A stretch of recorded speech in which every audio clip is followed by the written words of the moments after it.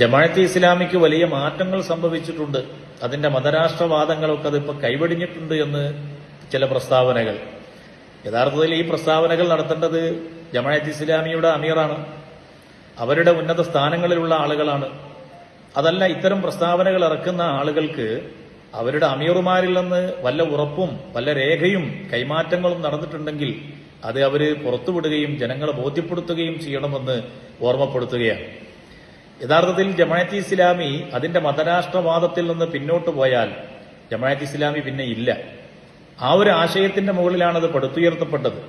അബുൽ അല മൗദൂദി ആണെങ്കിലും ഹസനുൽ ബന്നയാണെങ്കിലും ബ്രദർഹുഡ് ആണെങ്കിലും ഇതിന്റെ എല്ലാം അടിസ്ഥാന രേഖകളും അവരുടെ പ്രവർത്തനങ്ങളും അതിന്റെ പാരമ്പര്യങ്ങളും അതുപോലെ അവരുടെ ഗ്രന്ഥങ്ങളും പരിശോധിച്ചു നോക്കിയാൽ വളരെ കൃത്യമായി രേഖപ്പെട്ട് കിടക്കുന്ന ഒരു വസ്തുതയാണ്, ഒരു യാഥാർത്ഥ്യമാണ് മതരാഷ്ട്രവാദം എന്ന് പറയുന്നത്.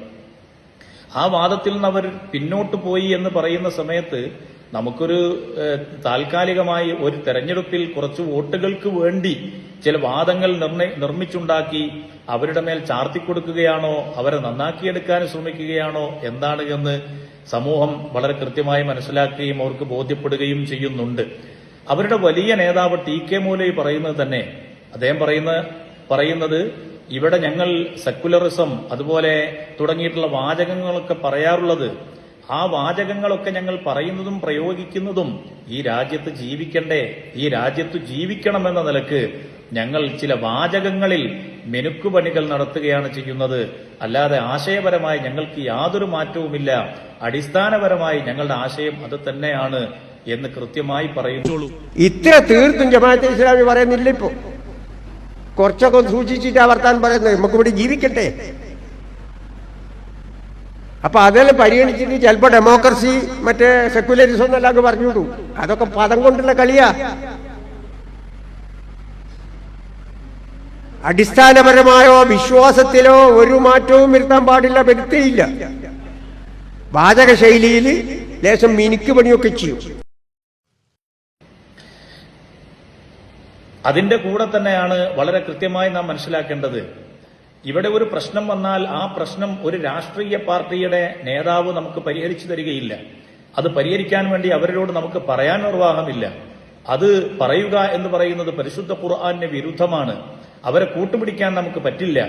ഇങ്ങനെ എല്ലാ നിലക്കും നമ്മൾ ഈ രാജ്യത്ത് ജീവിക്കുന്നവർ ഏത് കാലഘട്ടത്തിലും ഇസ്ലാമിക ഭരണം എന്നതിന്റെ അപ്പുറത്ത്, രാഷ്ട്രീയവും രാഷ്ട്രവും എന്നതിന്റെ അപ്പുറത്ത് വേറെ ഒരു ആശയത്തെയും വേറെ ഒരു നേതാവിനെയും സ്വീകരിക്കാൻ പോലും പാടില്ലെന്ന് പറയുന്നവരാണ് ജമാഅത്തെ ഇസ്ലാമിയുടെ നേതാക്കന്മാർ, ഇന്നും ജീവിച്ചിരിക്കുന്നവർ. അവരുടെ വലിയൊരു നേതാവ് അദ്ദേഹം പറയുന്നത് നിങ്ങൾക്ക് കേൾക്കാൻ കഴിയും. സുപ്രധാനമായ രാഷ്ട്രീയ കാര്യങ്ങൾക്ക് നമ്മുടെ നേതാവ് സോണിയാഗാന്ധിയാണെങ്കിൽ വിവാദമുണ്ടാകുമ്പോൾ, തർക്കമുണ്ടാകുമ്പോൾ ഖുർആനിലേക്കും സുന്നത്തിലും മടക്കാൻ സോണിയാഗാന്ധി സമ്മതിക്കുമോ? കരുണാകരൻ സമ്മതിക്കുമോ? ആന്റണി സമ്മതിക്കുമോ? ഏതെങ്കിലും രാഷ്ട്രീയ പാർട്ടികളോ ഭൗതിക സംഘടനകളോ പ്രശ്നങ്ങൾ ഉണ്ടാകുമ്പോൾ ഖുർആനിലേക്കോ പ്രവാചകരിലേക്കോ മടക്കാൻ എപ്പോഴെങ്കിലും സമ്മതിക്കുമോ? സന്നദ്ധമാകുമോ? അഥവാ അംഗീകരിക്കുന്നുണ്ടോ? യഥാർത്ഥത്തിൽ അതുകൊണ്ട് തന്നെ അനിസ്ലാമിക നേതൃത്വം എന്നത് ഇസ്ലാമിക സമൂഹത്തിന് ചിന്തിക്കാനേ പറ്റാത്ത കാര്യമാണ്. അപ്പൊ ഈ പ്രസ്താവനകളും പ്രസംഗങ്ങളും ലേഖനങ്ങളും ഗ്രന്ഥങ്ങളും എല്ലാം നിലനിൽക്കുന്ന കാലഘട്ടത്തിലാണ് ജമാഅത്തെ ഇസ്ലാമിയെ വെള്ളപൂശുന്നതിനു വേണ്ടി, കുറച്ചു വോട്ടുകൾക്ക് വേണ്ടി ഈ ചില മാറ്റങ്ങൾ അവർക്ക് സംഭവിച്ചിട്ടുണ്ട് എന്ന് പ്രഖ്യാപിക്കുന്നതെങ്കിൽ നാം വളരെ കൃത്യമായി മനസ്സിലാക്കേണ്ടത്, ഒരു നിലപാട് നമുക്ക് എപ്പോഴും ഉണ്ടാകണം. രാഷ്ട്രീയ പ്രസ്ഥാനങ്ങൾക്ക് ഒരു നിലപാടുണ്ടാകണം, എല്ലാ പ്രസ്ഥാനങ്ങൾക്കും എല്ലാ ആളുകൾക്കും ഒരു നിലപാടുണ്ടാകണം. ആ നിലപാടിന്റെ പേരിൽ നഷ്ടങ്ങൾ ഉണ്ടാകുമോ പരാജയങ്ങൾ വരുമോ എന്ന് നോക്കിയിട്ടല്ല, നിലപാടായി നിലനിർത്താൻ നമുക്ക് സാധിക്കണം. അതിൽ വരുന്ന നഷ്ടങ്ങളെ നമുക്ക് നേരിടാനും സഹിക്കാനും നമുക്ക് സാധിക്കണം.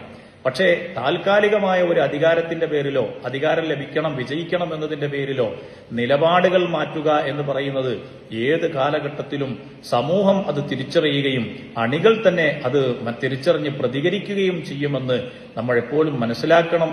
നമ്മുടെ ചിന്തയിലും ഓർമ്മയിലും അത് ഉണ്ടാവുകയും വേണം.